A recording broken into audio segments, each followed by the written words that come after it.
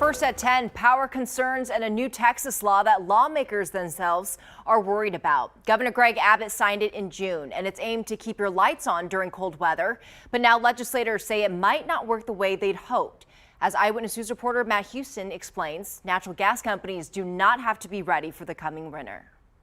I recognize the urgency, and I don't think you do. Lawmakers took the Railroad Commission director to task Tuesday for a loophole that could lead to widespread power outages during another winter storm.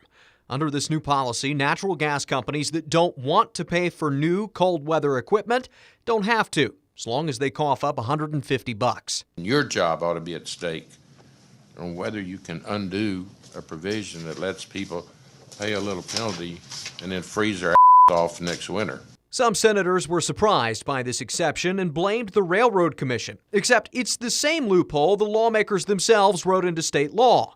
We first told you about it in June when the governor signed the bill meant to prevent another power catastrophe. Everything that needed to be done was done to fix the power grid in Texas. But natural gas companies most responsible for the grid's failure in February will get to pick the sites and technology they weatherize.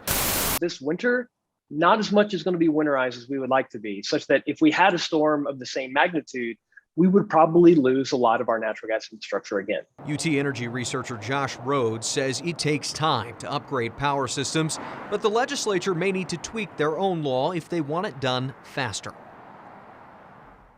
Matt, why was this exception for natural gas written into state law? Yeah, Sharon, it has to do with weatherization, and you've got to understand that there are parts of the sector that have nothing to do with electrical production. Think wellheads out on a farm in West Texas, right? There's no reason to upgrade those for hot or cold weather. The problem is natural gas gets to decide what is and is not important, and there's no real oversight to prevent them from abusing that loophole to save money. Lawmakers on both sides of the aisle agreed that this is something they hope the governor will add to their special session to-do list so they can close that loophole in the coming month. I'm Matt Houston, KINS 5, Eyewitness News.